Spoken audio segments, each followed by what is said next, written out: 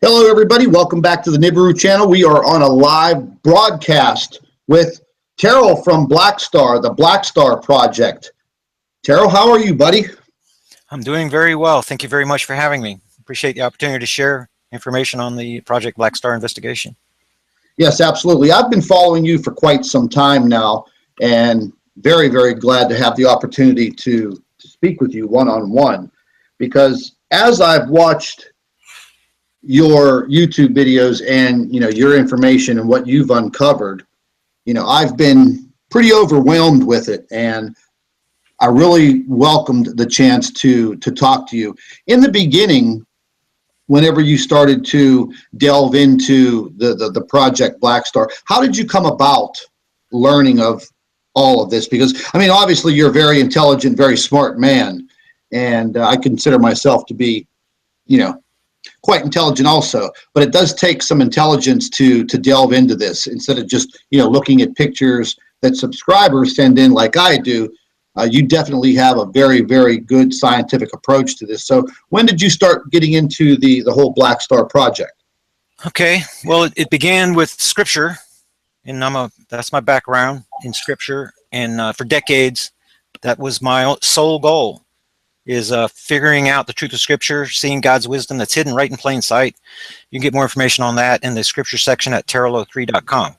And then when that book was written, The Mystery Explained, then it was put upon my heart to know what really happened at 9/11.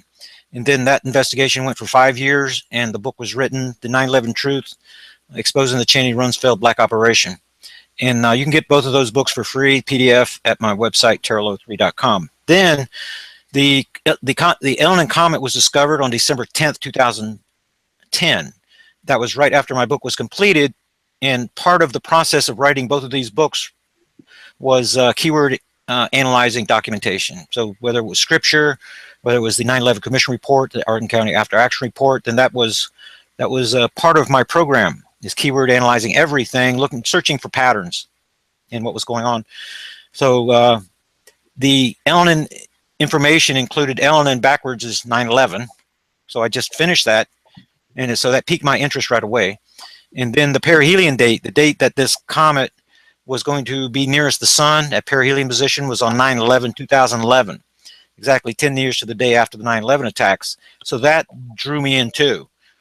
Then we had enough data to make the prediction about Fukushima within 4 days, with just 2 months of research.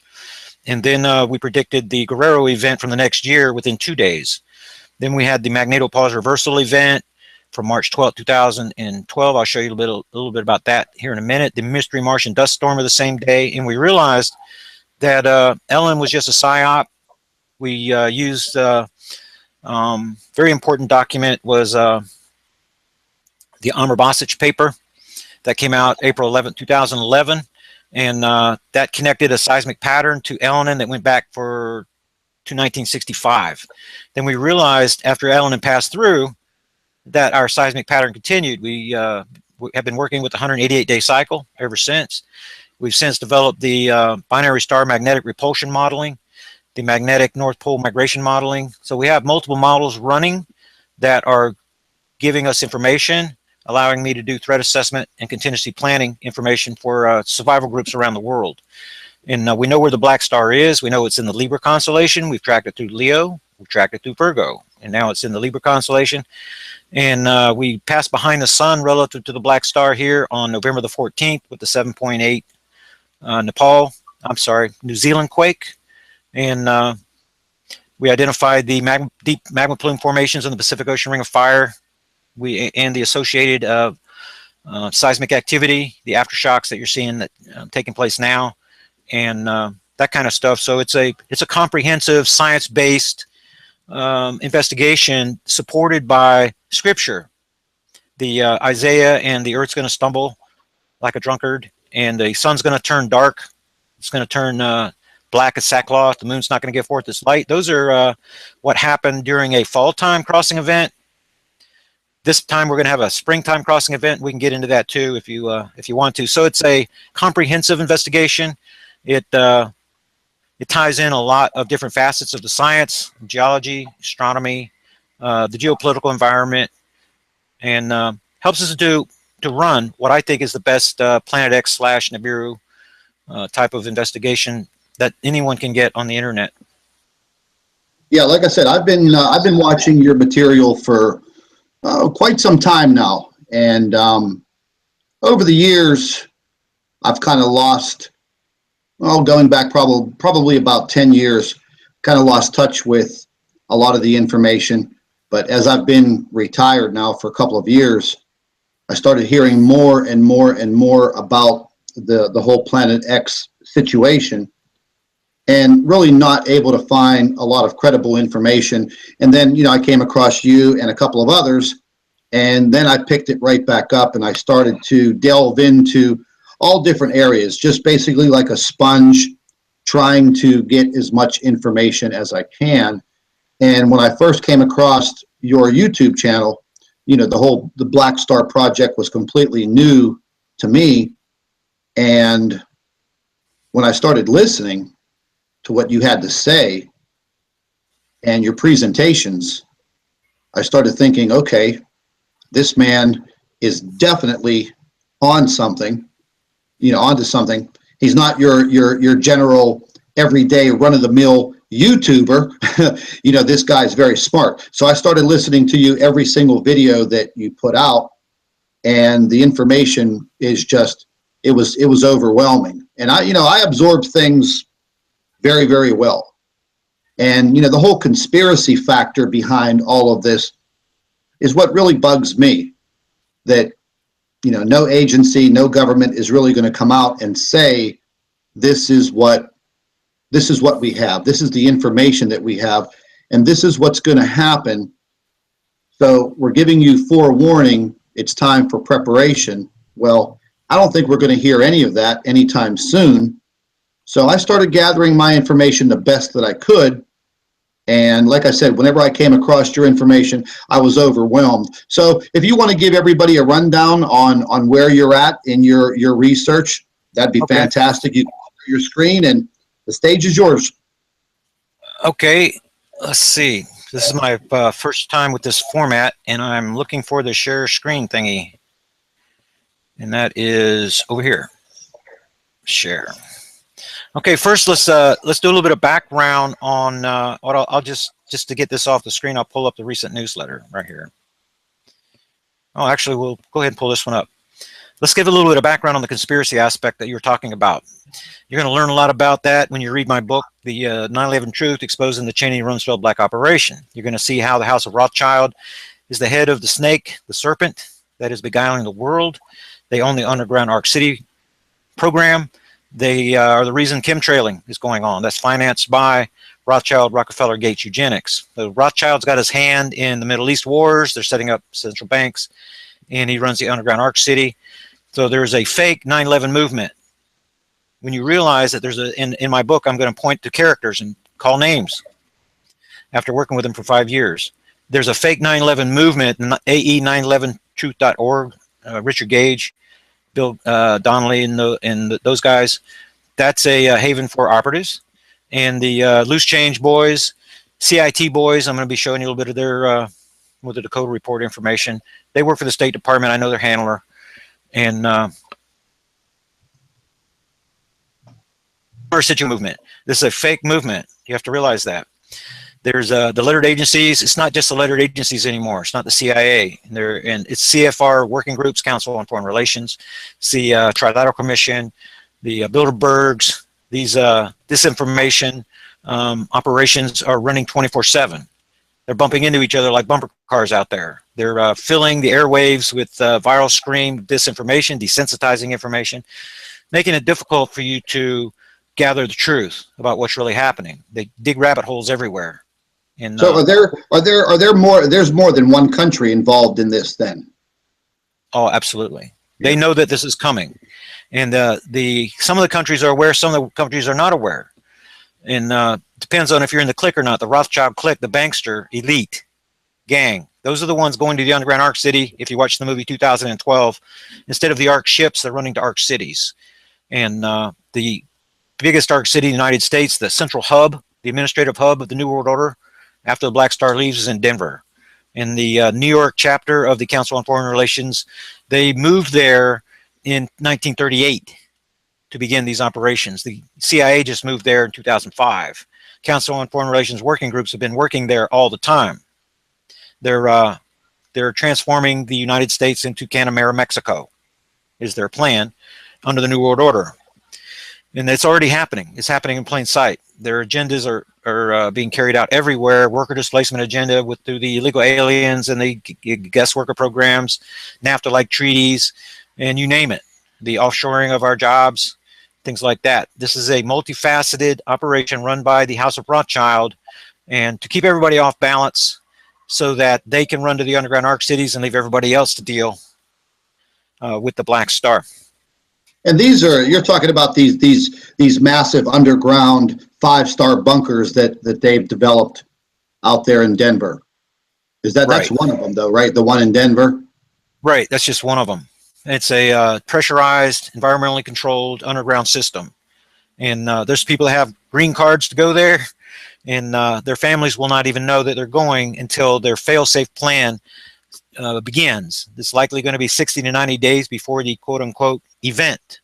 The event is going to be a geological pole shift. That means that the Earth is going to be actually tipped over by the magnetic influence of the Black Star.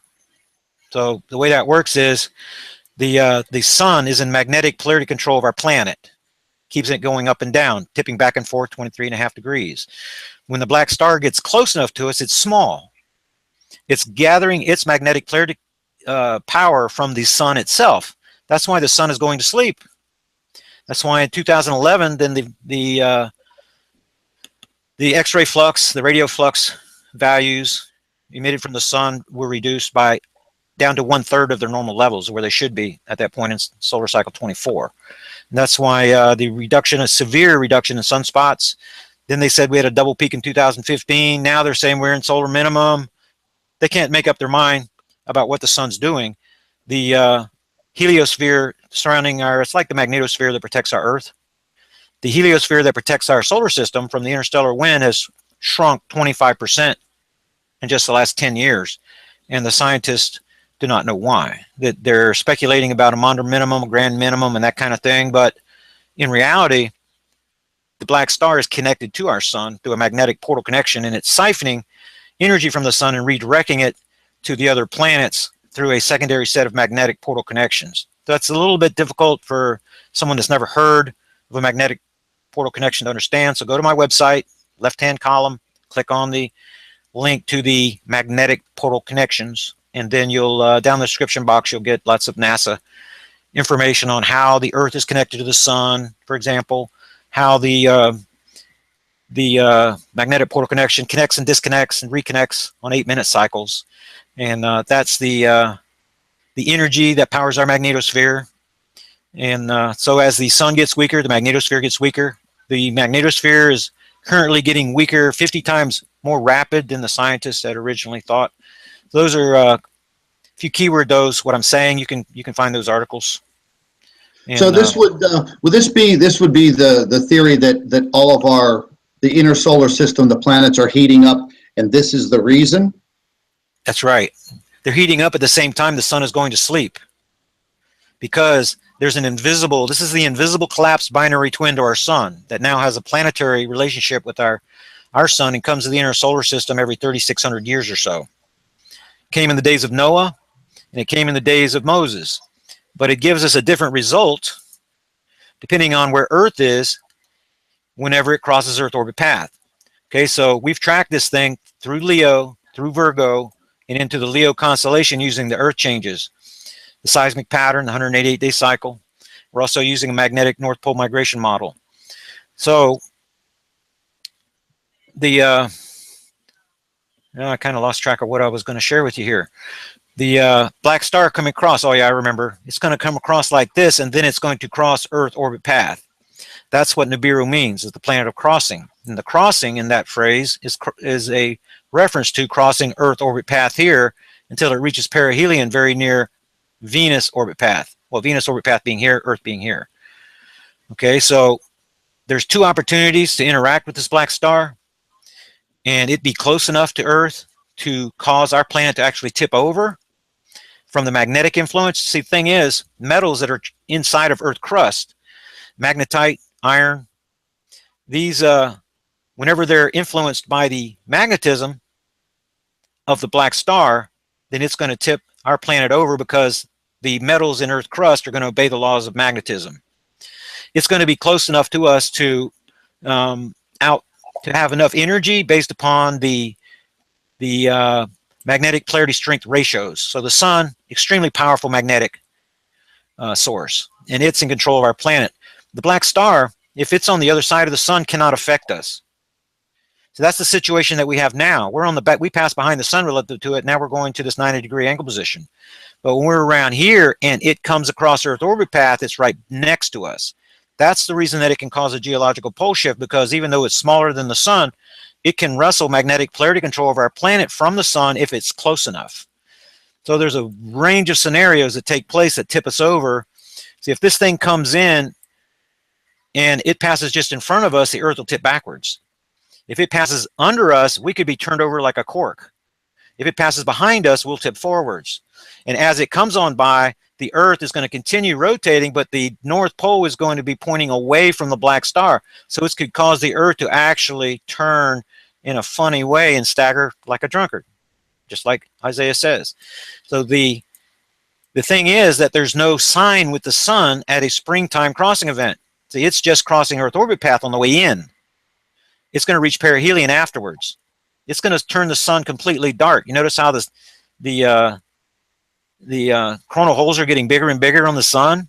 Yeah, the black star gets here, the sun is going to be totally black, and the moon's not going to give forth its light. That's what Christ says in Matthew 24, start at verse 29. He's quoting Joel 2. Okay, so the thing is, when the Earth comes on around this way, see, this thing comes in and crosses Earth orbit path, but then it crosses it again on the way out. What Christ and Joel, the prophets, can see is what happens at the end of the age at this crossing event in the fall time, after perihelion, after the black star reaches perihelion. We have all of their testimony about what happens. But this coming comes like a thief in the night. 1 Thessalonians chapter 5. This coming comes like a thief in the night, and destruction is going to come suddenly like the birth pangs upon a woman with child, because we can't see the black star. Because of microlensing, it is super cold and is super small. It's only 2 to 3 kilometers in diameter. But its energy is being siphoned from the sun. So what you have is gravitational forces between the sun and the black star are increasing by the square of the closing distance, right? According to the laws of gravity.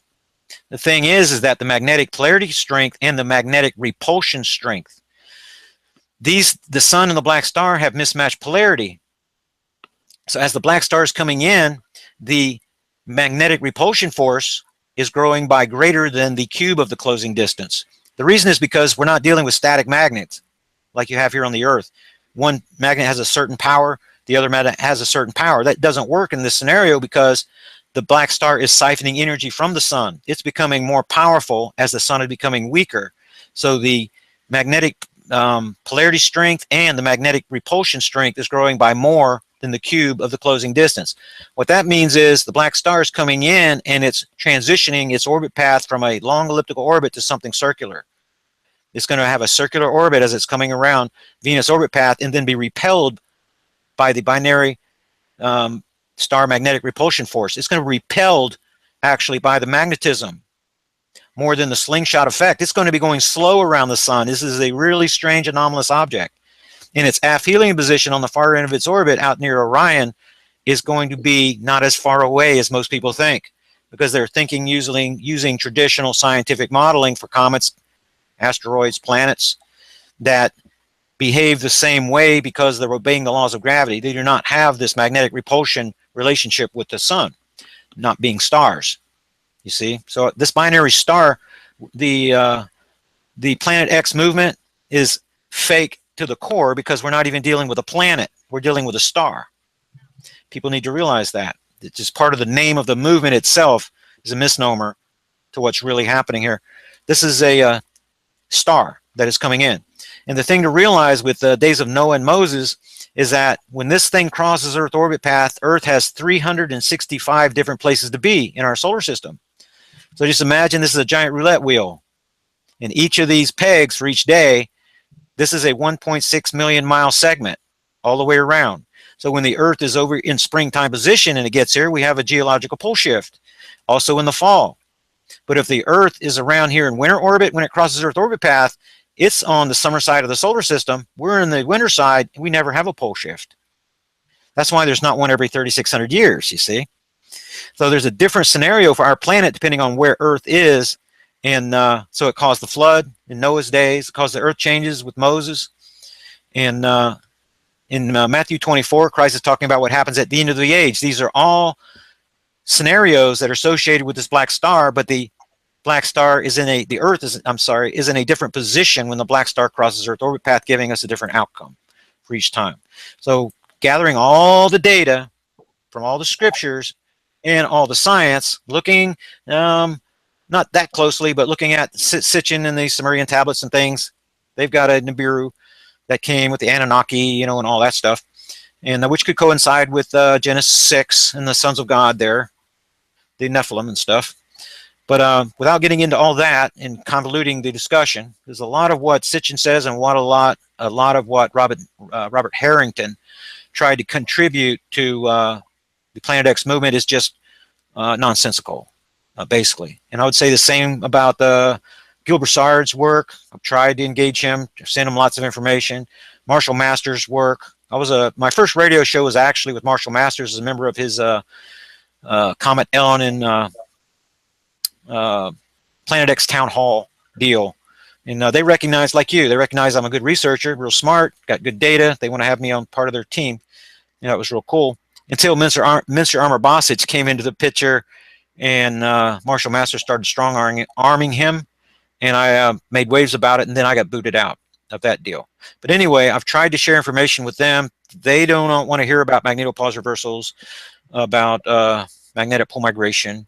They don't want to discuss the science at all. They want to keep making their little videos, selling their keychains. This is the fake 9/11 Nibiru movement in my mind. And Gil Broussard has people looking for a planet that is 7 times bigger than Earth.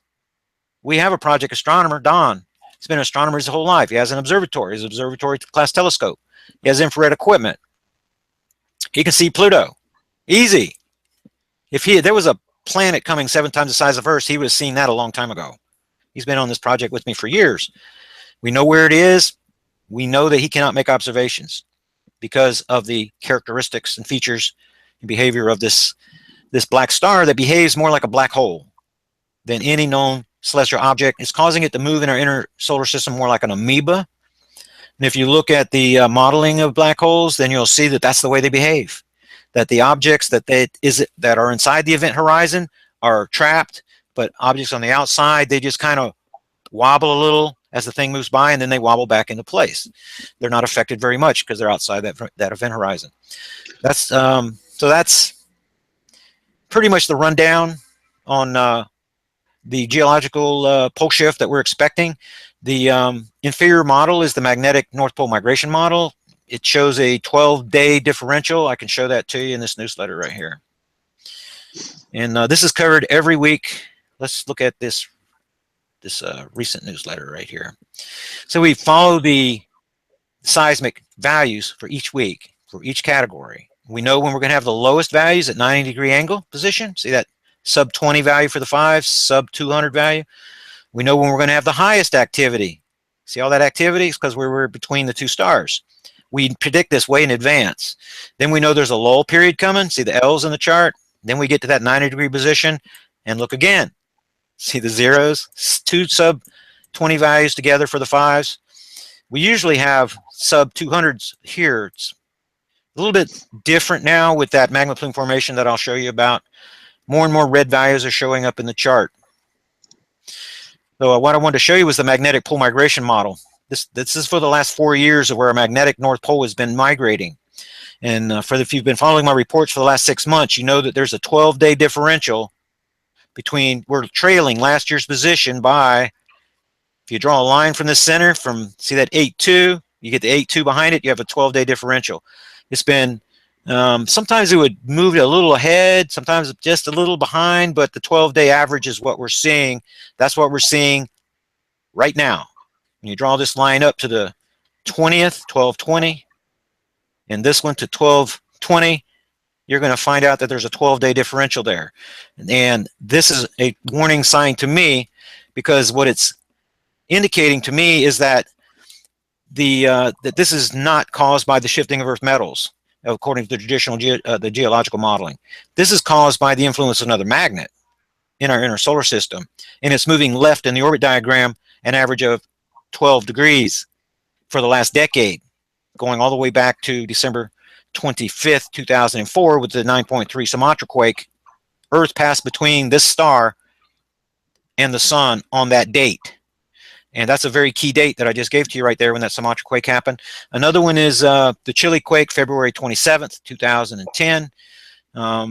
These are two of the top 5. And Fukushima is the same way. Most powerful earthquakes in recorded history. Then Fukushima happens the next year on the 188-day cycle. And 12 days later, this is a 12 days later each calendar year, because the black star is moving left in the orbit diagram by an average of 12 degrees. There's 360 degrees in a circle, 365 days in a year. That's where that 12 comes from. So this 12-day differential in this magnetic pole migration chart says, in comparison, relative to the binary star magnetic repulsion modeling, that there's a 10% chance that we're going to see a geological pole shift on May the 20th, 2017. This is the inferior model. Doesn't mean it's going to happen. It means there's a 10% chance that it's going to happen. Right? But if you run military operations and you do threat assessment contingency planning, you know 10% is the threshold. When you get above 10%, then you have to start making contingencies, and that's what I'm doing with the survival groups. That we have survival groups in the Ozarks. We have a Canadian group that looks like now they're going to join us in the Ozarks, New Zealand group, European group, Australian group, and these are the way that we form these groups is because they go to my website, TERRAL03.com. And then I can show you that right here, if I can get this baby to work.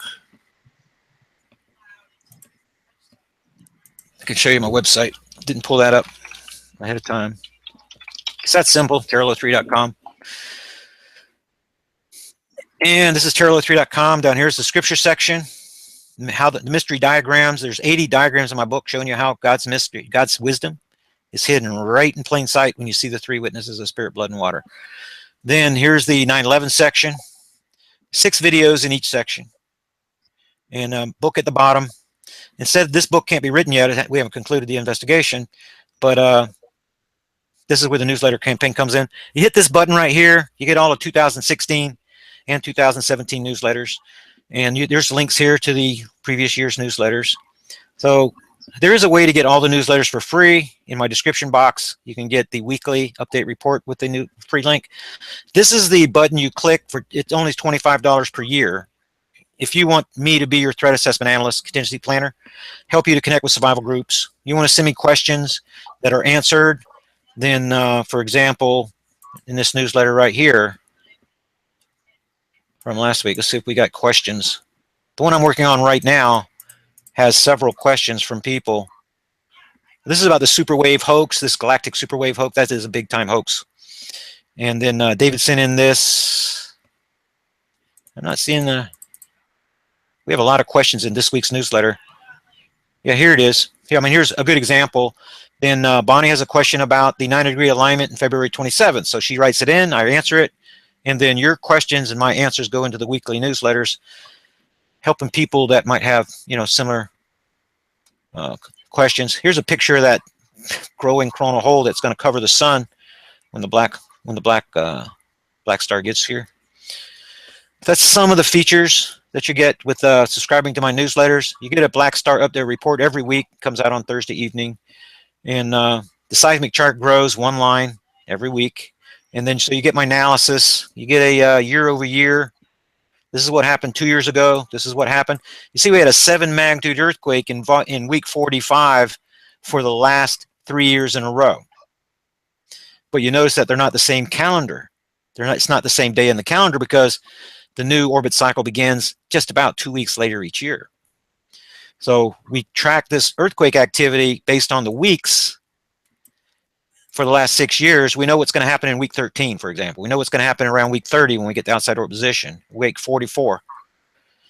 And then red letters show up whenever we see something that's really, really odd.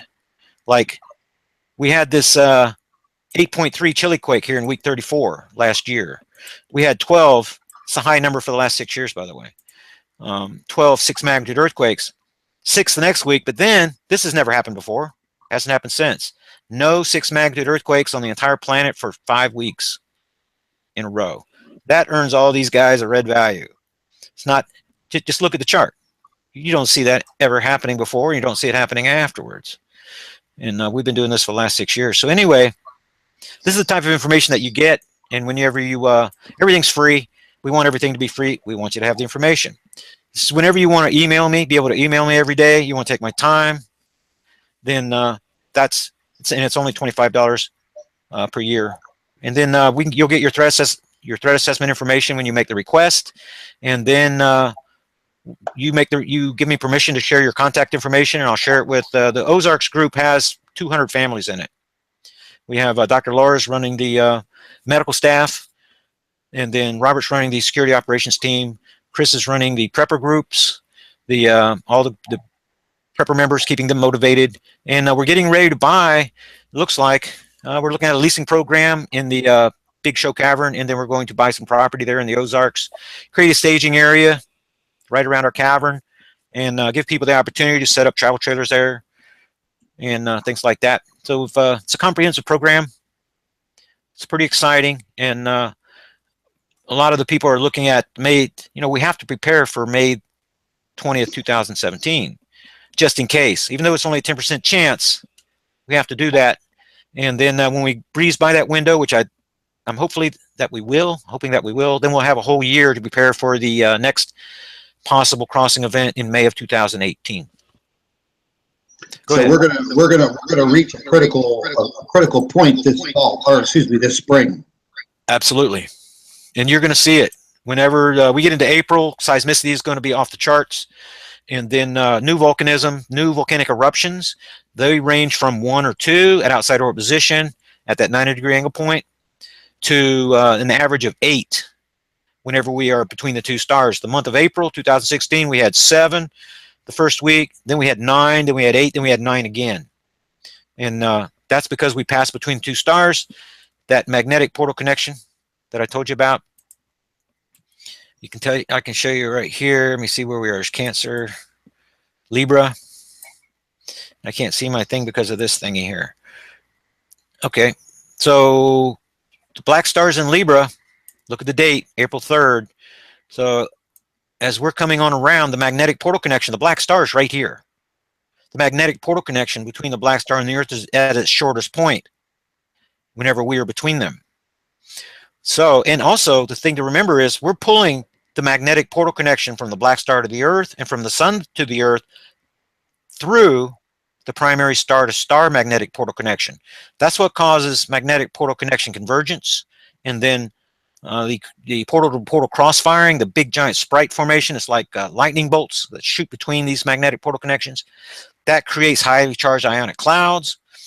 The clouds are given directionality between the converging portals, and that's what caused magnetopause reversal events. That's what caused the mystery Martian dust storm of March 12, 2012.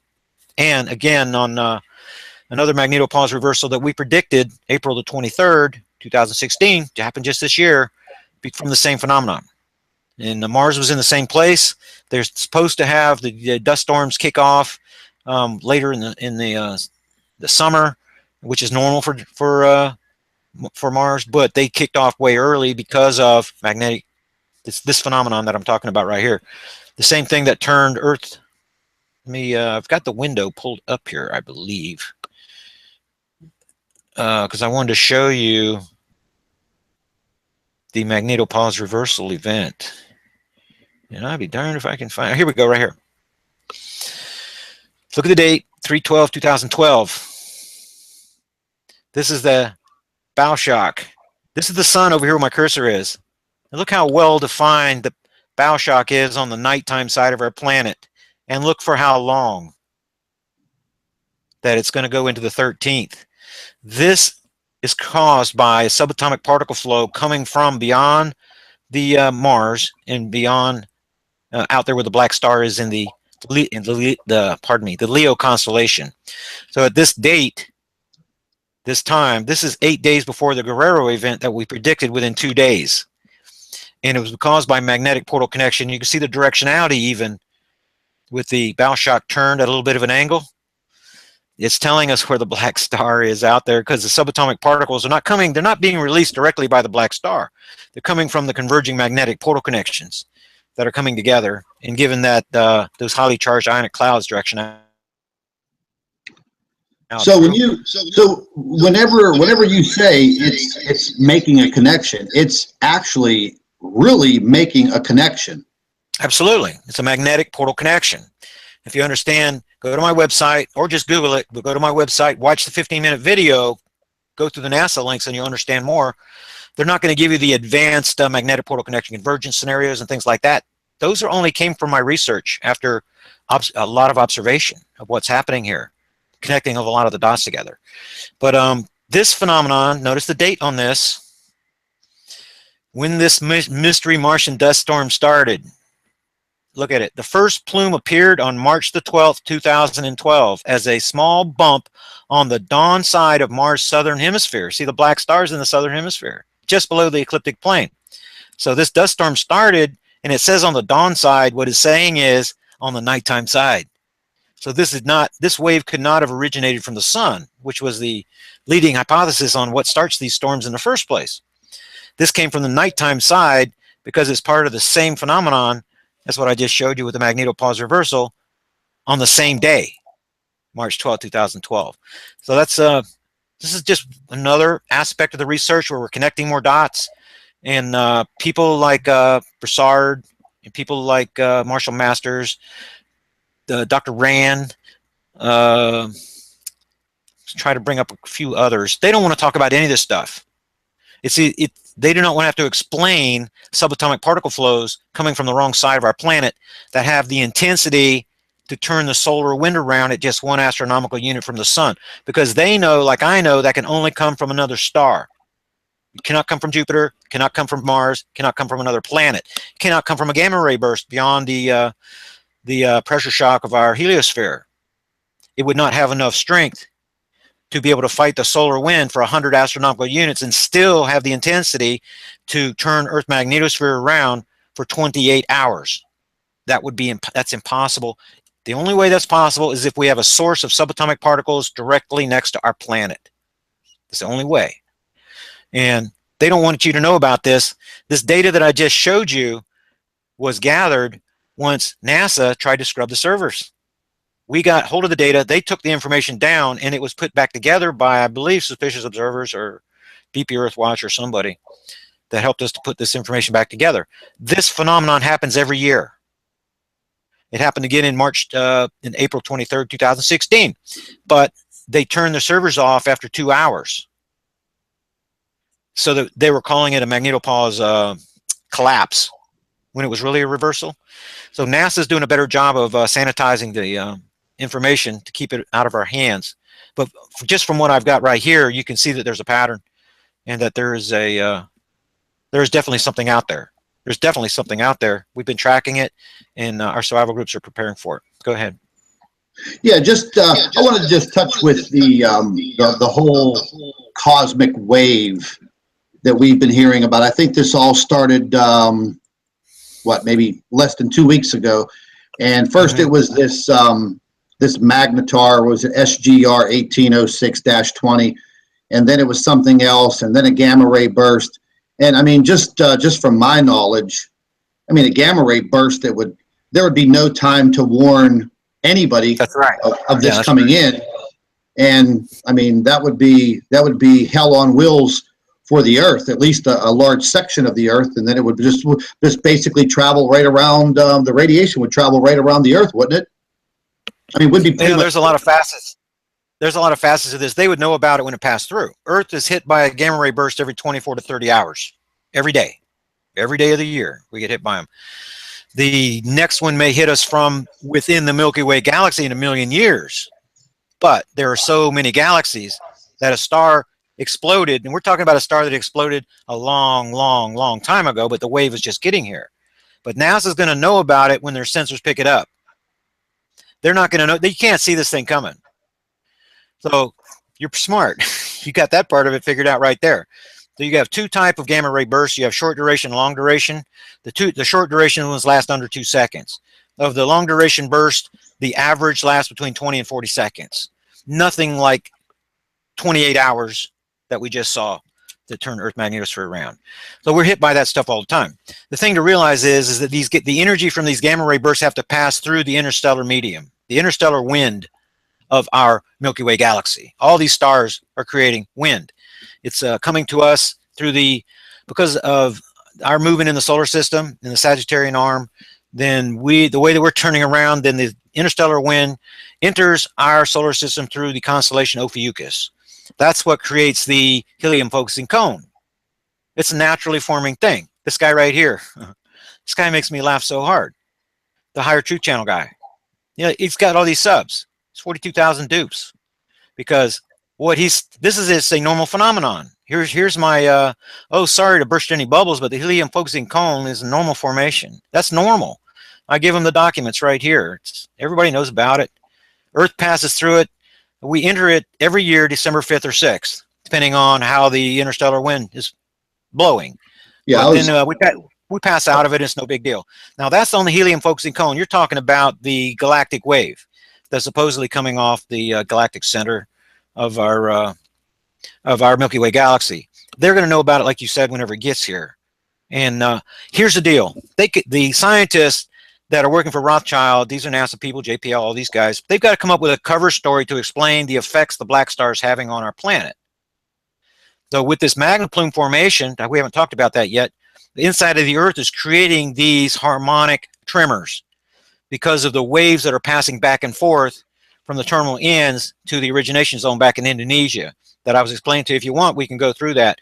But we contain within these buoyancy barriers, are these waves that are moving back and forth, and they are creating this resonant frequency and changing the harmonics of our planet. And so scientists come up with this story about the photon belt that's just going to sit out there and hover and things like that. They're going to interact with the interstellar medium. They're interact with the solar wind. But anyway, they're coming up with these side stories to be able to try to explain what's going on. They're hearing something. The sound is getting larger and larger, and they can't explain it. So they're explaining it through, it's a cosmic wave that's coming. That's the cover story that you're seeing there. And it's being sold to, I don't want to be mean to anybody, but they're selling to a bunch of dupes that are not doing the research. Well, I got sold on it. You know, as soon as I heard the information, you know, I was like, okay, is this going to be, you know, just a cover for what is actually inbound? I mean, it's just like a press release. You know, they have to have some type of story to tell everybody. Right. Well, it's what they're doing is they're manipulating a false narrative. That's what the lettered agencies do. These disinformation groups, and they run it, they hype it. The round Earth stuff that you're hearing is a disinformation program to sucker dupes. They want to know how many dupes are in their environment that they can impress with this information to make them believe that the world is flat. That's going to be a good. I mean, that's craziness. It's crazy. Yeah. Christopher Columbus figured that part out in 1492. We have 24 time zones. You can use, the way they figured this out in 3 BC was using sticks. A guy around the equator put a stick up on the same day and he measured the shadow. A guy that was further north did it too, and a guy further north of him did it too. They came together later and put their results together, and they all had different lengths. And it told them how the curvature of the Earth was, and they were able to tell then how big the Earth was because they were mathematicians. 3 BC, and now we got people today with the internet that are being duped into believing that the Earth is flat. Same kind of people are being duped by this gamma ray, this galactic wave thing that Paul LaViolette has been rambling on about for, what, the last two decades. And he came out with a series of dates recently, and none of them came true, because they're not going to know. The being 100 light years across, something coming from the galactic center is going to take an extremely, extremely long time to get here, just because of how big it is, how big the place is. They're not going to know until it gets here, just like you said. But they have to have that cover story thingy going. So I see through the cover story stuff. I recommend you read None Dare Call It Conspiracy by former Congressman Gary Allen. A version of it is in the Dropbox folder along with other books that I think you should read. It's very small. And in chapter 3, he's going to go through the money manipulators, Rothschild, explain about the Bilderbergs.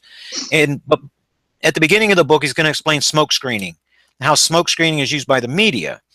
And then you can begin seeing through their propaganda, because they are telling us the truth if you know how to read their code. So they're forecasting what's going to happen through their false narrative agenda. Very crafty people, what they're doing. So once you see the pattern like I do, then you can see through their nonsense, and then you can you have access to the real information that's going out there.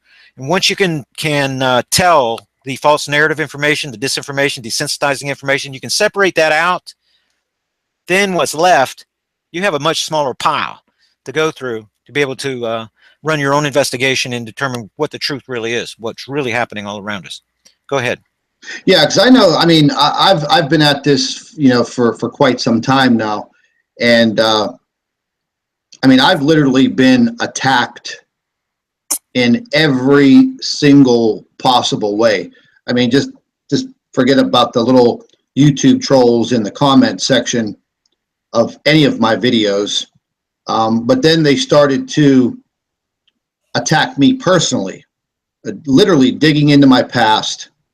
I mean, they have, I guess, a handler down in New Zealand who's basically, you know, put these people together to put this disinformation and the doubt in people's minds that are trying to gather the correct information.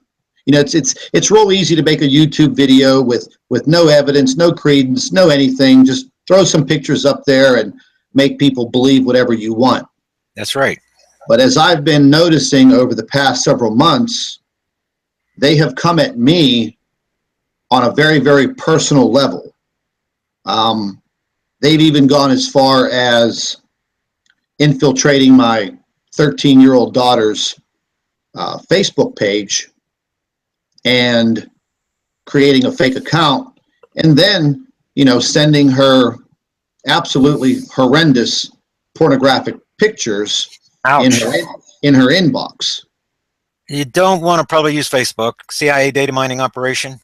Yeah. That is connected to the underground Arc City in Denver. They're running real-world simulations in there. They're data gathering in order to provide data for the artificial intelligence running that series of simulations. And you don't really want to use that medium. Yeah. Yeah, they've been doing that for a long time from what I hear. Yeah, what you do is you create a fake account, put a little bit of fake information in there, and don't use it. And then whenever they gather the information, it'll play with them just a little bit. You won't be such an easy target. Yeah, they're making progress and waking people up. They're going to attack you. That's the way that it works. Oh, there's no doubt. I mean, they literally 24 hours a day, 7 days a week. It is the same group. And I have a friend of mine who he's ex-military. He was in the military for over 20 years. He worked in intelligence, and he's a pretty crafty guy, very, very intelligent. And he started helping me out finding these individuals, because when the situation happened with my daughter, well, you know, I was out for blood. You know, that was just pushing it over the line to involve an individual's family. You can come at me all you want. I don't care. I'm very thick-skinned, and the name calling doesn't bother me at all. But when you infiltrate my family and try to hurt a 13-year-old girl with that type of well, my daughter was quite surprised when she opened that message. Yeah, and then, you know, the wording in it was exactly of all of the hate emails that I was getting by just a few people. And then I had my friend try to trace these emails, and you know, using the IP address for these emails. And he came back just a few hours later, and he point blank told me that the IP addresses that were coming up were coming from a government server, and that, you know, he couldn't go any further. He said that they have specific, I guess, a specific IP address that's reserved for, I guess, the government. And he said it'd be very highly unlikely if they would have any access to this. So this entire group of these individuals, all of the emails that they were sending me were all coming from a host of those private servers. And then probably some of them were artificial intelligence initiated. In other words, it's a think tank run by AI. It's probably not even real people. Maybe just the real people. But I think we need to get back a little more towards waking people up about what's happening. The thing is, you have to measure your steps and do things accordingly. You don't want to even bring. What do you know about my family? I've been on YouTube now for a long time. You don't know anything. Exactly. So you kind of keep that stuff off. There's no pictures of me on the internet. That's why I don't even have a camera on my. You have to share the desktop. That's the way it is, because people are going to make funny cartoons out of you and put your head on it, and it just gives them fuel. Oh yeah, there's no doubt. They even went ahead and pulled up my driver's license, record, my address. Then they showed a. You know way too much about it already. Yeah. So yeah, they showed a Google map of my house. Well, I had changed the address on my driver's license back to my old address when I was 16 years old, before I opened up this YouTube channel. Right. So basically what they were showing in their video was a burned out shack from 1986. Yeah. Well, if you're going to be in this business, then haters are part of the game, and they're actually measure success. So you keep on sharing your story. Try to keep your eyes on the topic of discussion, on the research, and waking people up. And the more attention you give the trolls, you know what happens when you feed a troll gets bigger. Yeah. You don't feed the trolls. You focus on the science, and you continue walking using measured steps in this direction to try to help as many people as possible as you can. So the people that are going to be moved more by the way you are walking, rather than the attacking, you know, and everything else that's happened to you. They can hear it in your voice if you're sincere, and they hear it in your evidence and your testimony if you're smart, if you're drawing the right conclusions, or if you're off base or whatever. So I think they're going to be moved more by the quality of your presentations and the quality of your guests, like you having me on here, and by the information that we're sharing, rather than, Cosmophobia, is that the name of it? The SETI guy, they got a big thingy on me over there too. If you've done anything in this movement that's worth anything, you're gonna be on there. That's just the way that it is. But they expose my Bible work and my 9/11 work and stuff like that. I'm like, great, you know. There's some bad stuff in there. You know, they're gonna make claims about me that aren't true, but that's okay, because likely some people reading their disinformation were able to be exposed to my scripture work and to my website. So I think it's a measure of success, and we just kind of, it's like Christ, you know, he was beaten and cursed and mocked and everything. He just kept on doing his thing. So I think there's something to that. Yeah, that's definitely, that's where I've been. You know, I mean, I've been, you know, run through the gambit of the abuse. And like I said, it doesn't bother me. I mean, from time to time, I do get some complaints from subscribers that, you know, these people are going through the back door through Google and Google Plus, and they're literally harassing and stalking subscribers. But, you know, I've got it down to basically, listen, when you see these comments in the comment section, if you have a few minutes, just attack them back. Don't pay any attention to it. Just look at the information, just like you stated. Look at the information. A good idea is not to engage them at all. Feeding the trolls makes them bigger. And even right now in this presentation, we're focusing on personalities rather than the topic. The key is going to be to stay on the topic 100% of the time. Yep. If you're on the topic, you're not bringing them up, you're not bringing up anything personally, and you're waking people up. So here's what I want to share with you. I want to change the topic. Yep, absolutely. This is from the Dakota report that was sent to me by Jim Mars in 2012 after our October 17th, 2011 interview. I was wrong. I was in 2011, just after Ellen passed through. Then he began. Jim Mars gets 60 radio interview requests per month. He turns almost all of them down. And I interviewed him twice. He interviewed me once. And the one time, is whenever the Rents Network, the Rents Radio Network, they finally got Jim Marrs to do a radio show there for a while. And they asked him, well, out of everybody in the world, who are you going to have on first on your first show? Because they finally got him signed up, you know. And he says, I want to have this researcher named TERRAL on. If you go down to you just Google Rents, because he was exposed to a lot of my work during that period. I had him on, we talked a lot about 9/11 at the time.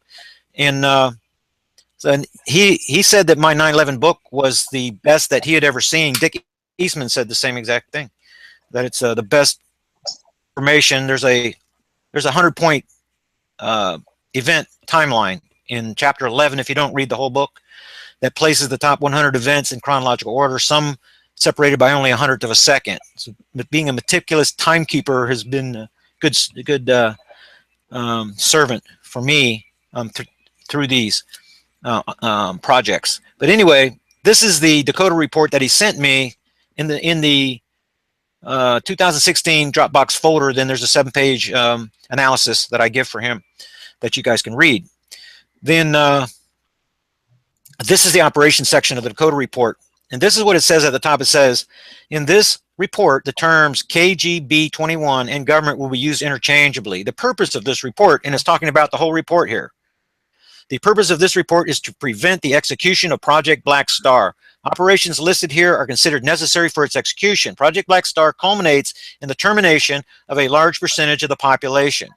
So it wasn't until reading, and it goes on, this whole operations section is about Project Black Star. But our object was a heavy mass object until reading this report and doing this for work for this paper for Jim Marrs. And at the time, nobody else could get a copy of this. And as far as I know, the only 2 places where you can get a copy of this report is in the description, is in the CIT boys. That's where this link is, Citizen Investigation Team, which they put it up to discredit it. And in the Dropbox folder that I provide for newsletter subscribers. There's a lot of documentation in my newsletter, in my Dropbox folder for subscribers that you're not going to be able to get. NSA covert operations information, the way that they've been used nanotechnology in human bodies since the 1970s, and lots of email back and forth in that Dropbox folder about people that have been murdered, people in my group. My chief astronomer was murdered in my group, members of my family. And you want to talk about being attacked. Then TERRAL's research group had over 350 members, 65 administrators. We were connected to the Carnicom Institute with Morgellons research and studying, putting together a really gifted group of people. That's the reason that artificial intelligence attacked us. That's the reason that we came under attack and had to dissolve the group. And that's the reason you see me making a lot of times only 1 video per week and doing 1 radio show per week and keeping the program kind of small, deliberately, because when we get ahead of the elite pace, our people come under attack. And won't go a whole lot into that. The more you know, the more of a threat you may become to artificial intelligence. But he's running threat assessment contingency planning. He's my counterpart. But he's working for the House of Rothschild. Now I'm over here working for the good guys. He's over there working for the bad guys. And our programs are actually used by artificial intelligence to desensitize the sheeple. My program is being used by him. Not deliberately. I don't want it to be that way. But right along with the other 1,000 opinions that are out there, mine's just one of them. And I've only got a little over 10,000 subscribers after 3 years, so I'm not making any big impact. As long as I'm treading this way, then I think I'm safe of anything like that happening. If everything exploded all of a sudden and I became really famous, you know, and all that notoriety, then you might be hearing about me having a massive heart attack suddenly out of nowhere, because that's pretty much how he kills people. Whenever you become a threat. So just wanted to share this with you, and then let's try to use the remainder of our time and let's be on a topic. Yeah, and try not to be on the personalities. We just open ourselves up to criticism and make ourselves targets that way. Go ahead. No, I just wanted to, I've been keeping track of the earthquake activity. Oh my goodness, for quite some time now, and that's been something that's been worrying me, tremendously. I know a lot of people pretty much all around the world. I spent 22 years in international advertising and marketing, so I've been everywhere. Mm-hmm. And I have a lot of friends out on the West Coast, and I've been warning them for almost a year now that eventually, we're going to come to a boiling point, and with the frequency of these earthquakes the last half of this year, I'm worried about it. I'm worried for them on the West Coast because, even though they say, okay, California is due for the big one. They are, yeah. Is it just going to be this old geological episode, or is this going to be something that is, extraterrestrial, something that is in the cosmos? And that's my belief. After everything that I've researched over the years, this is not just going to be your regular California earthquake. This is going to be something that will be completely 100% life-changing. And I know that you do a lot with your research, with the earthquake. So if you want to touch on that, I'd love to hear it. Sure. You can have a good overview, and some of your listeners or viewers may have to listen to this part twice. It's a little bit complicated, but here we go. This is volume 28 of my newsletter.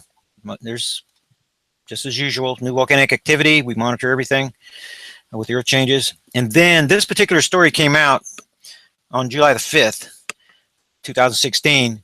Massive lava lamp blobs deep inside Earth have scientists puzzled. Whenever I see mystery, scientists in the same word with puzzled, mystery, anything, it really grabs my attention because the scientists are having trouble explaining what's going on here. We know what's going on here.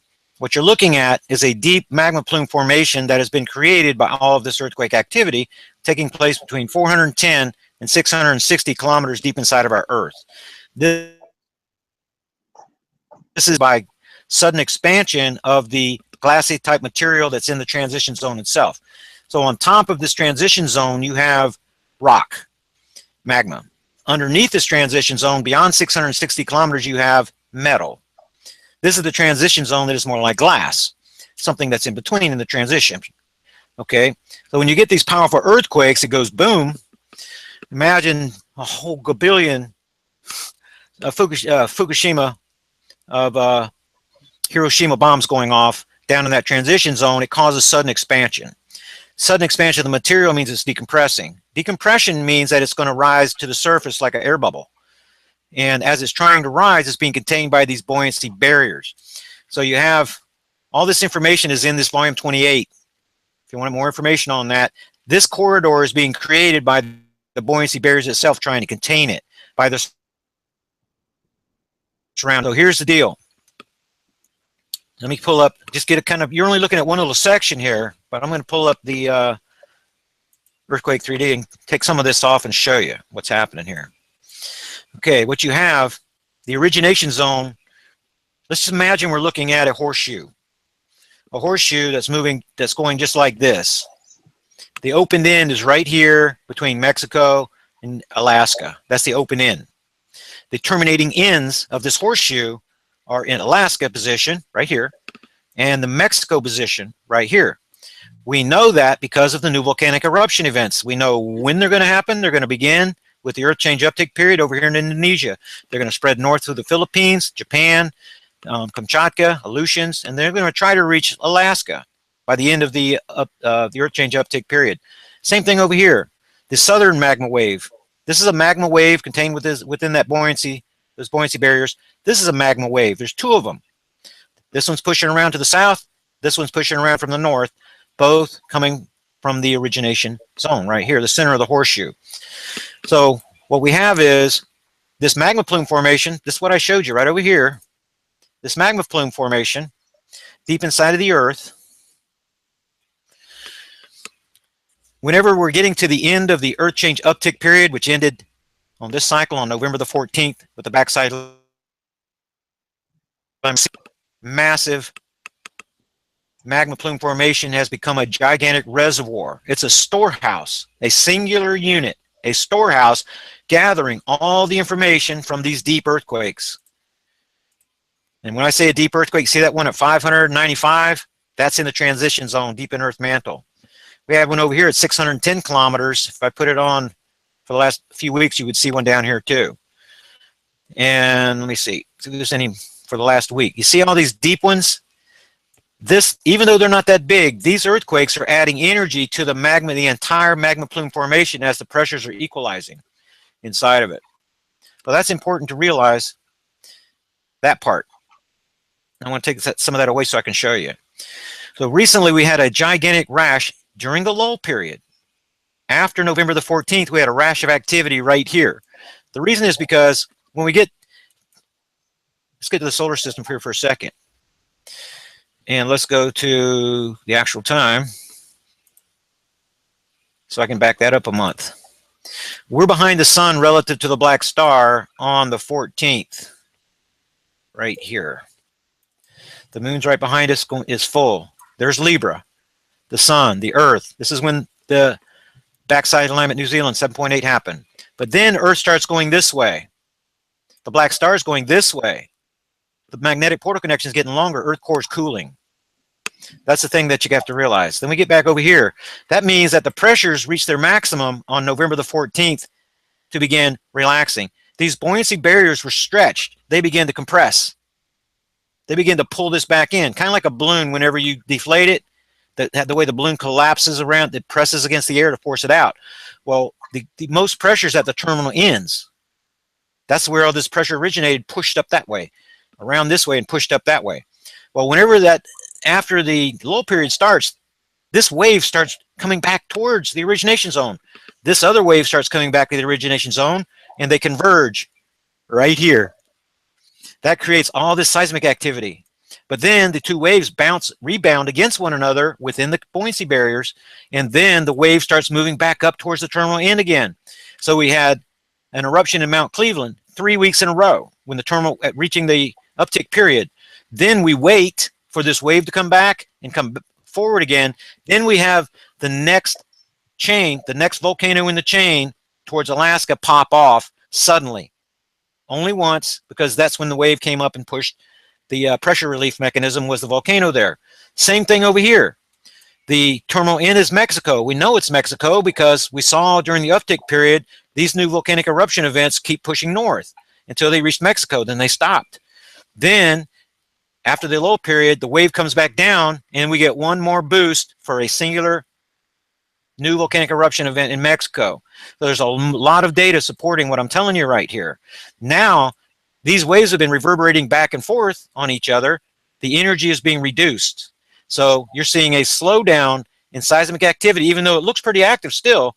It's because of these corridors and what's going on 410 to 600 kilometers deep. So let's look at this 7.7 chili quake right here. Something that I wanted to show you, if possible, is that this 7.7 quake had no precursor quakes. There's impossible for a 7.7 earthquake to have no precursor quakes if it started by a slip fault. If it's because of the fault slipping, because it's going to begin slipping, and we're going to get 4s, 5s, and 6s even before the actual event. None of that happened. The reason that that quake event happened is because of that wave passing back and forth. And I'll show you what causes it. If I can get to the right window here. Here, no. Let me reduce this. Let me reduce this. Right here. The thing to realize is that on these magma plume formations, you have a series of horns. These are areas where the rising magma is pushing up, up, up very rapidly. And it causes the magma on top that's thicker to actually be displaced, be pushed. That's what caused this chili quake, as this gigantic magma wave was reverberating to its terminal end and coming back through. Whenever you're in the lull period, these horns collapse because the internal pressure is reduced. So this horn formation is going to sink way down, and then here comes the wave that comes by, and then the whole thing pressurizes. That causes this horn formation to push up rapidly. Boom. That's what caused the 7.7 earthquake. Right here was a horn on this magma plume formation that pushed up from the reverberating magma wave. See, this is the kind of science that you're not going to hear anywhere else. They don't understand magma plume formations or the horn formations or the fact that Earth core is being heated up by black star near proximity.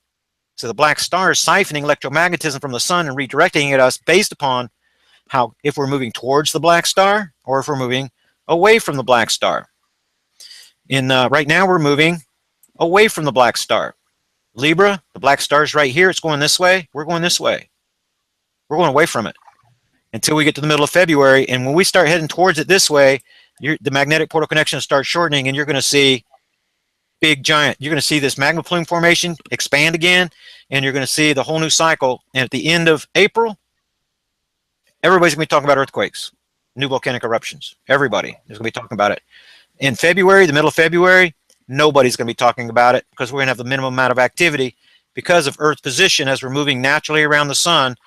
And as we're going around, this magnetic portal connection between the black star and the Earth is getting longer and then shorter, longer and then shorter, longer and then shorter.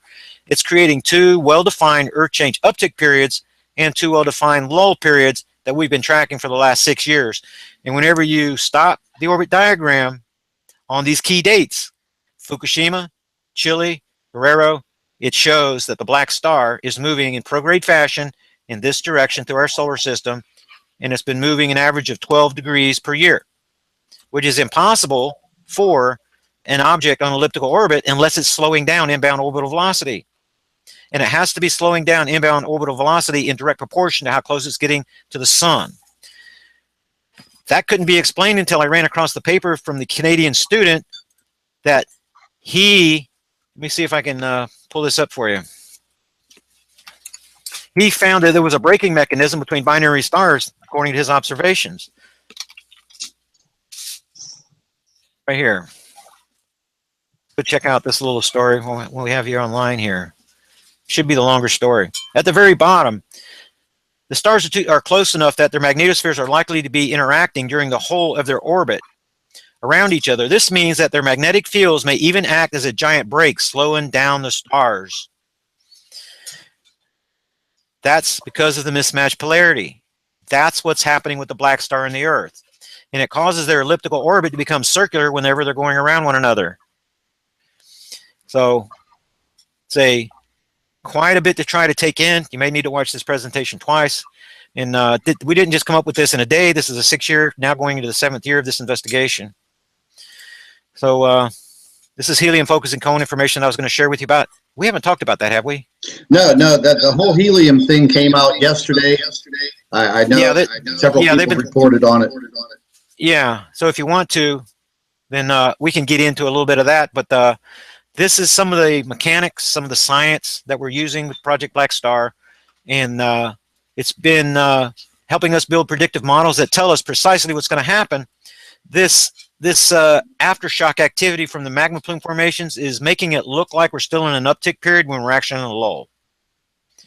So I wanted to kind of explain that. It took a while. It took years of fumbling around in the dark to be able to finally figure out that we're dealing with magnetic repulsion between the stars, magnetic portal connections with the stars, and this internal magma plume formation.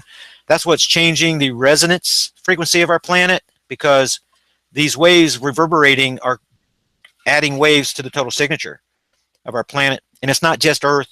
It's happening to Jupiter. Jupiter's core is liquefying. Saturn's complexion has changed from its superstorms. The last superstorm it had was 30 years ago when it passed between the black star and the Earth. I'm sorry, the black star and the sun. It just had the recent superstorm in 2010. Just over 30 years later, because that's how long it takes for Saturn to go around the solar system.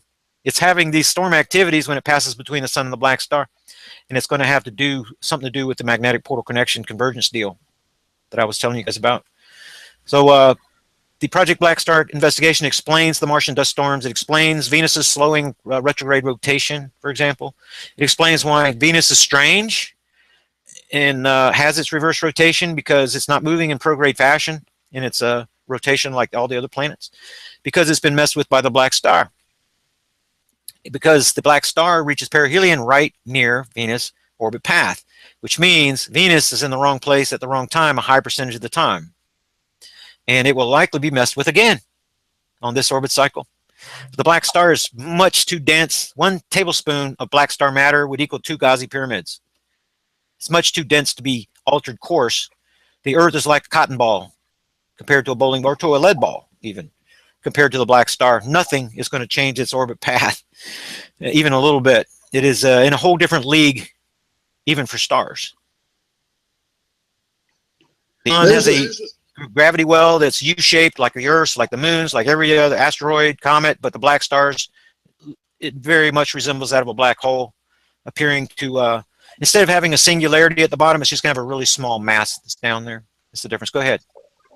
I don't want to exactly like put you on the spot, but in the very near future, you know, maybe over the next 90 days, maybe the next 120 days, or whenever we actually make this connection, this portal connection, what do you foresee for the west coast of the United States leading all the way down through Mexico and the west coast of South America? I can tell you what's going to happen, but I cannot tell you when. I know it's going to be near the peak of the Earth change uptick period. It's going to happen. If it happened this year, it would be at the end of April, early May. On the backside, it would happen near on 2017, around December the 1st, if it's going to happen. Here's the reason why. I can't tell you when, because each new Earth change uptick period, this formation, this magma plume formation, repressurizes and its terminal end lengthens. Eventually, these two terminal ends are going to meet right in here in this dead zone in the middle. Oh my God. So whenever you look at these earthquake events, look at the depths you're looking at. Let me see, you got kilometers here. See these 600-kilometer earthquakes that I just showed you over here? Yeah. They jumped over into South America. The backside alignment quake event last year was the pair of Peruvian quakes more than 600 kilometers deep under Peru last year, because the magma plume activity has extended that far. It's already extended further north. So these deep earthquake activities, this deep, like this one right here, this is going to continue moving north through the uptick periods. They originated here. The record deep earthquake for today, for now, is Japan, May of 2015 or 16. It was after Nepal, 2015. 677 kilometers right here. This magma plume formation is pushed this way. The terminal end is here.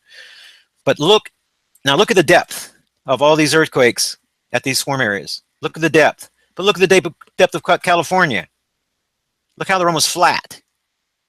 This right here, if Indonesia is the origination zone where this stuff starts, the convergence zone is right here. Eventually, what's going to happen is this deep activity is going to push through Cascadia that's been locked.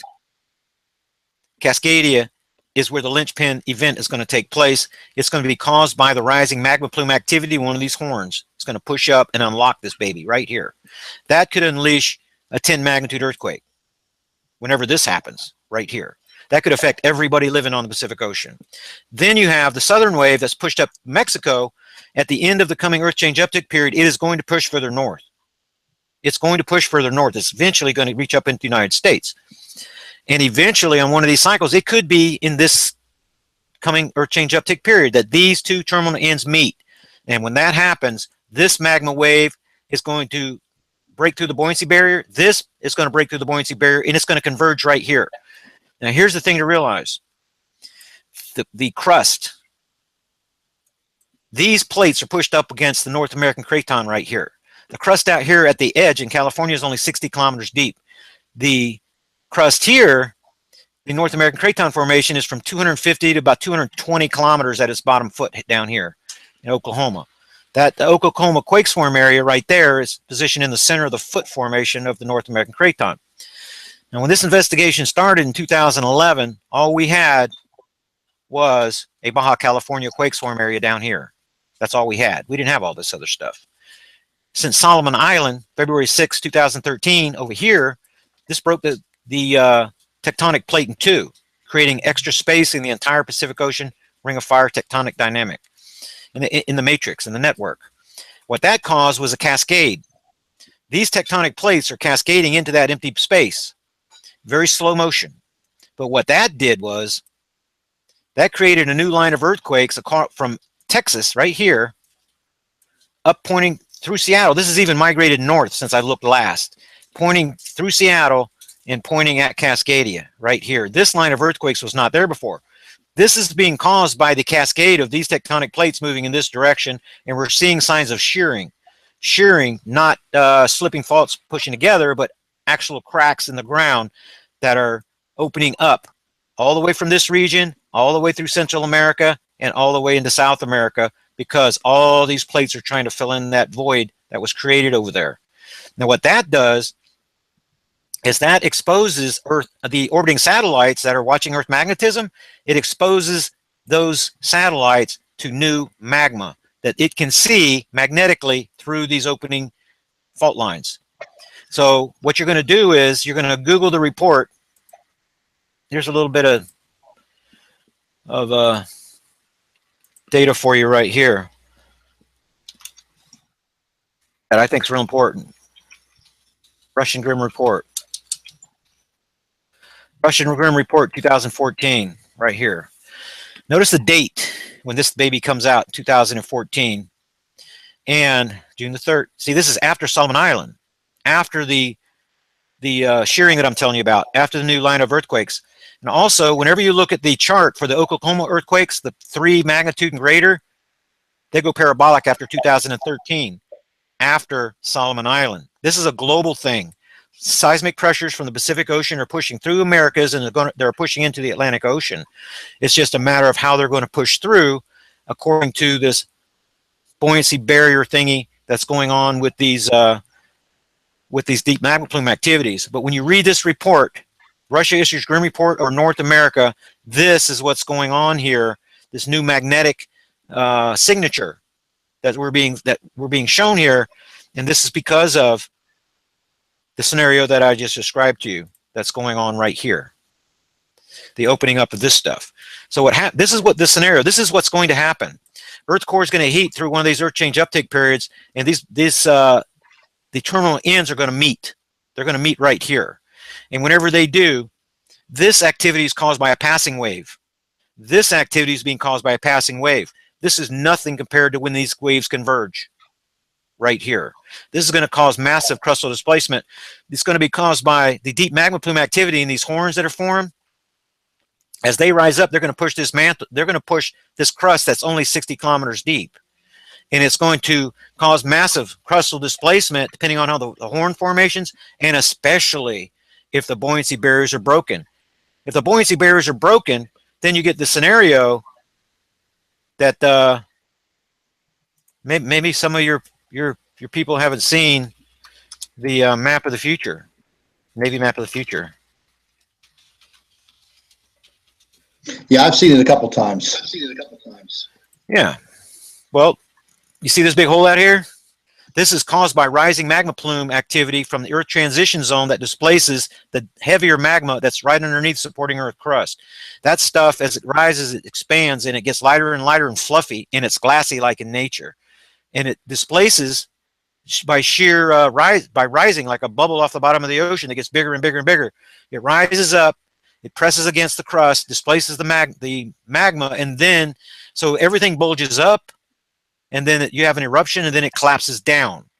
Everything collapses, and it leaves this scenario right here. And then this scenario is created when the New Madrid kicks off. You have the lava tubes that are running out to the offshore volcanoes from these calderas, and from these calderas to the New Madrid area. They're going to become pressurized. These lava tube plugs are going to be broken, and then this area is going to bulge like this area. That's going to cause a new string of activities to kick off in New Madrid. That's why they ran those exercises. This is why they ran the Jade Helm 15 exercises and the Cascadia Rising exercises. They know this is going to happen. And then liquefaction is going to cause the salt water to displace all this land. It's going to liquefy, and it's going to run down through what used to be Louisiana. The people on this side with all these nuclear power plants are going to be cut off. The people on this side of the Rocky Mountain Ridge are going to be cut off. They're going to be killed by pyroclastic flows that come out of here. The last time this volcano, supervolcano, erupted, it killed animals on the other side of the planet because it's glassy type nature that came from the transition zone, right? So our survival location is down here in the Ozarks in these caverns right here. These pyroclastic flows should go this way. We're on the stable North American Craton. Nuclear power plants are downwind of us. We have a couple here. The elite are using these as power sources for their underground bunkers that are near us. We're going to do the same thing. So this is our survival strategy. This is where I lived for 2 years in 2011 and 12. I moved there, got my own cavern owner, my own strong survival group, my own place to go. Now we're building another survival group, a second group. This one is much larger, much stronger.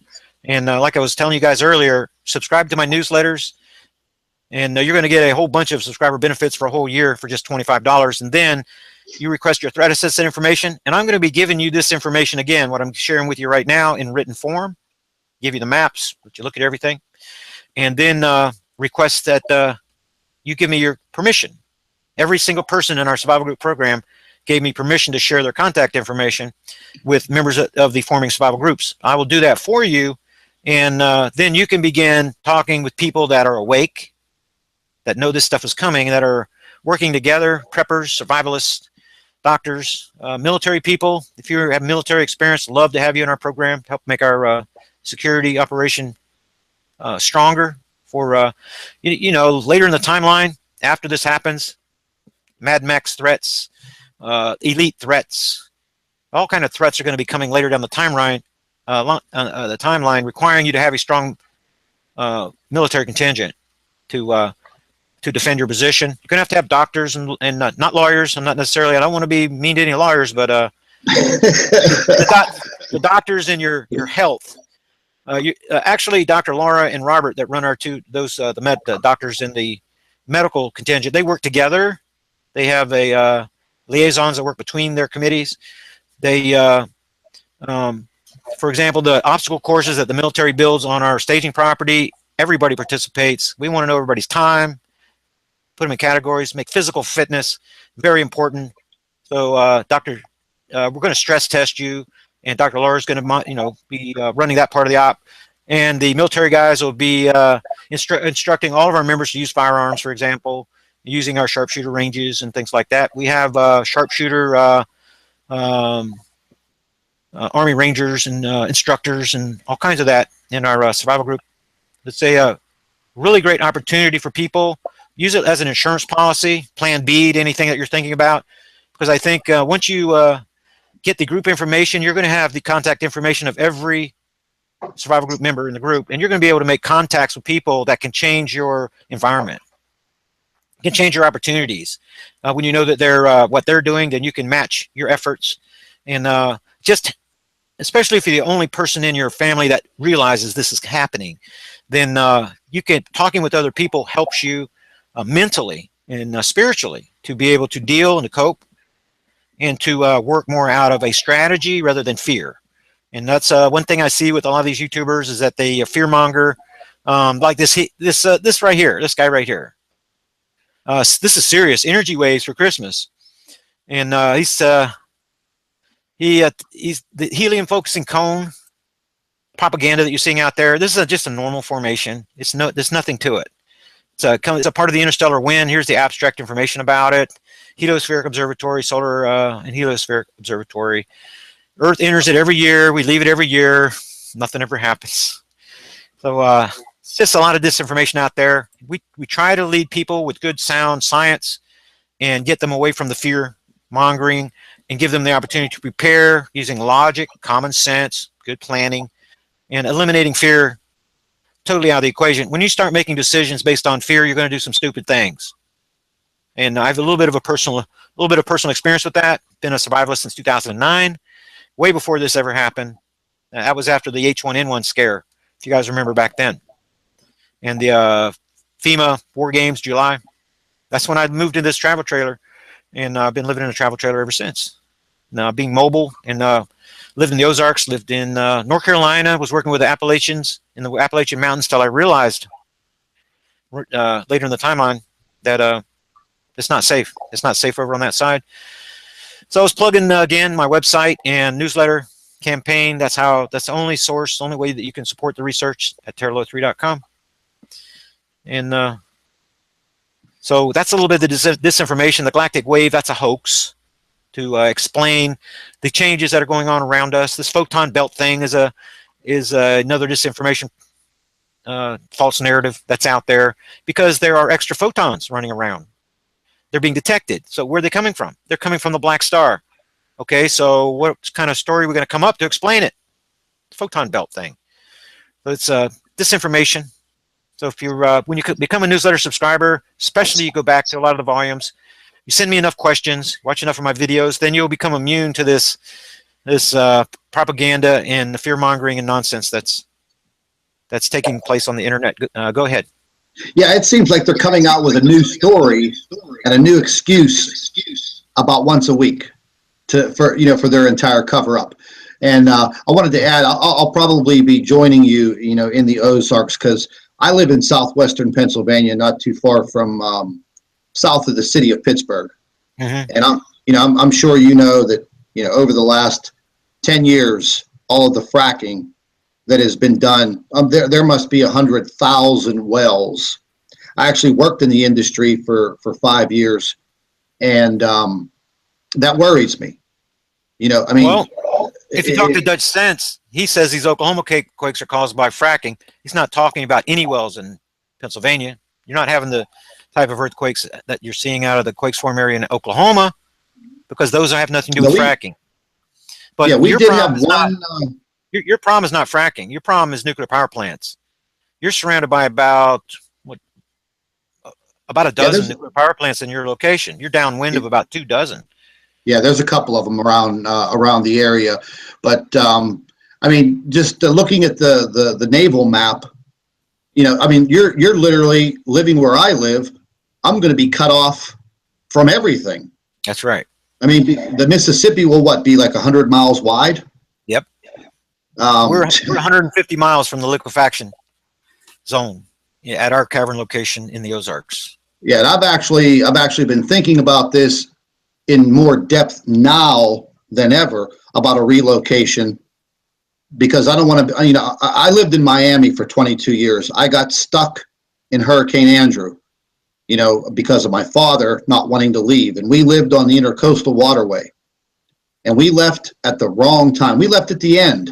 Well, actually the beginning, but we left at the end of the evacuation, and we got stuck on Interstate I-95, sitting there for 3.5 hours. Mm-hmm.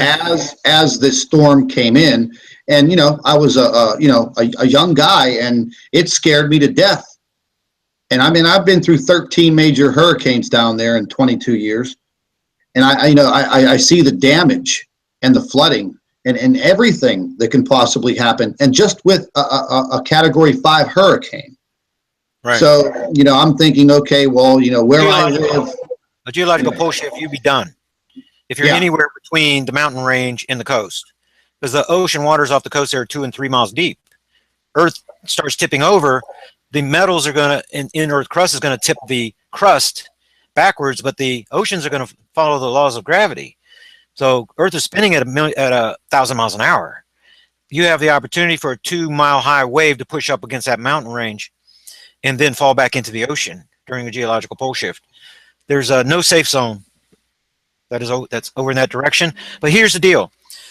If you're away from the coast and you're on the North American Craton, as long as you're within 1 tankful of our cavern location, then you will have a month in between the original geological pole shift and having to be inside the cavern environment.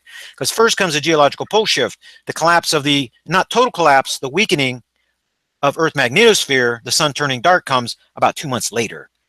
So we have a month in between, and that's part of the strategy. Right now we're getting ready to initiate a leasing program inside of a giant cavern, leasing space, and then people can relocate. You don't have to move into the cavern or even right beside the cavern.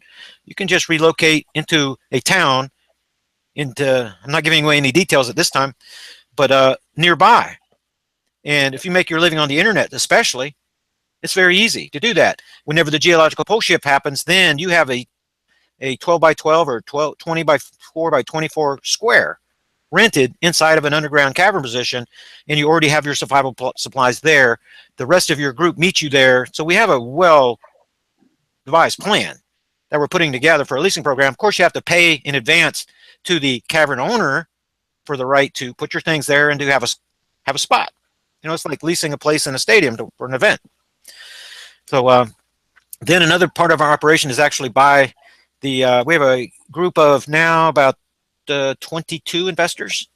So we've got plenty of resources, and we can always use more. I hope there's some investor people here that want to join our program. Go to TERRAL3.com, hit that subscribe button, man, and request your threat assessment information. I'll hook you up with the Financial Land Acquisition Committee, Tom and Rosemary. And then our plan is to acquire land we've already looked at, direct proximity to our cavern. And then so we're going to build staging area thingy there and have trailer parks. And so you can bring your travel trailer there and you can set it up there and leave it there. And we have managers that, groundkeepers that take care of everything. Or we have package deals where you can have a prefabbed house where there's a log cabin house on the high end. Those are $120,000 something. Low end houses start at around $20,000 for the package, you know, to put the house on there. So it's a range of opportunities for people that wake up. I hope you guys are waking up. There is something that's coming, and we've already got the survival group program together for the people in the United States. You're going to want to be in the Ozarks. You know, we have a Texas crew down there that's working that they're wanting to work by themselves, but they were with us for a little while. The Canadians, their group up near Alberta, they were working by themselves, and they realized you need a lot of people to put a group of doctors and military contingents and carpenters and masons and people that can run sawmills, run sanitation services. It takes a lot of people. It takes a community to be able to do that. But that's what we're building there in the Ozarks, and listeners have an opportunity to wake up first, and then it's just $25 to have me as your threat assessment analyst, and it's a year, and it's a great insurance policy. To even if you choose not to partake and to use that insurance policy later in the timeline, at least you'll have access to the information, the survival group members, survival group leaders, and you'll be able to get more information so that you can make a good decision about your own survival strategy. Go ahead. Yeah, it definitely sounds like a good operation. You have my thumbs up. Like I said, I'll probably see you there, you know, because I do not want to stay, you know, where I'm at. I mean, number one, just the civil unrest being close to any major city is going to be a danger in its own. Mad Max. Yeah, exactly. I mean, I say that all the time. You know, I don't want to live in the Thunderdome. Yeah, in the Ozarks, this is a remote location. I'm just telling you, it's a remote location. It's selected because it is a remote location. So you're going to drive in order to get there. That's the way. That's just the way that it works. The secondary cavern location is in more of a town setting. So the plan is to run parallel programs for those so that you have more of a choice of what to do. But go ahead. I was going to share something, but it slipped my mind. No, I mean, I've enjoyed the information. It's always a wealth of information when listening to you. And like I said, I stay up to date, you know, with you. I have my notifications set, even though YouTube went in and, you know, all of my subscribers, they basically almost deleted all of their notifications. And I had a very big following in Europe. And back in the beginning of October, I don't know, they made some changes there at YouTube. Didn't say anything to anybody. And, you know, all of my subscribers just stopped getting notifications. And that's just something that's welcome to the party. Yeah, it's been running that kind of thing. This is my third channel. It was over 12,000. When I get over about 12,000, that YouTube, Google finds some reason to close me down, and I end up starting all over again. So we'll see if it happens this time again. And people have sent me emails that they are not getting notifications too, and they don't know why, and I don't know why. But, yeah, I get them every single day from subscribers. I get about 1,500 emails a day, and I do get, you know, there's a couple of hundred in there. I just had a gentleman today.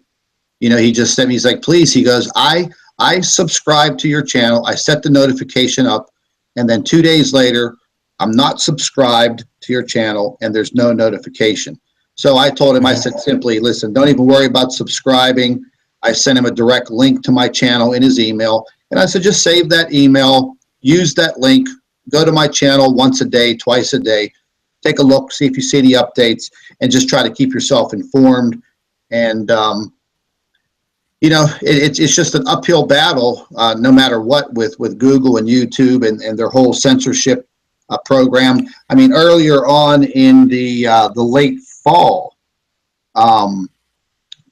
I found, going through my settings for my channel, I had it set up for science and technology. Well, I noticed a big drop off in subscribers' views, subscribership, the whole 9 yards. And I keep pretty close eye on my analytics. And I decided to go back in there and check the settings. Well, lo and behold, every single setting was placed back to default, and my channel was falling in the automotive section. No kidding. Yeah, oh yeah, yeah. And I informed a few other guys that have channels to check this. I talked to Steve Olson. He actually went and checked his, and it was his default settings, or the settings were all messed up, and all of his keywords, they were all meshed together as one big word. So, you know, if somebody was using a keyword, you know, it just, the YouTube algorithm just wouldn't even pick you up. And then I noticed a lot of my views were just basically disappearing. You know, so I guess it's just a little game between the powers that be that are running YouTube from behind closed doors somewhere, you know, because I don't feel that it's actually YouTube themselves. Somebody's pushing buttons on the outside, because I notice a lot of things with my channel. But, you know, I try to just, you know, keep track of it every single day. I check my settings on my channel at least once a day. And I haven't had any problems since I wrote a very rude letter directly to YouTube about this issue. And then I haven't had any issues, and everything kind of went back to normal. But it's just something that you have to definitely keep up on, you know. Is there something else that I can? Is there something else I can share with you? I think I'm getting a nod over here. We better wrap this up real quick. I'm going to get my head sawed off. Absolutely, absolutely. I really appreciate you taking your time. I know you're very, very busy, and I'm going to go ahead. I'm going to share this video on my other channel, because I have two of them. You have to have them. You have two of them now. Okay. And I'll put all of your information pertaining to your YouTube channel and your website.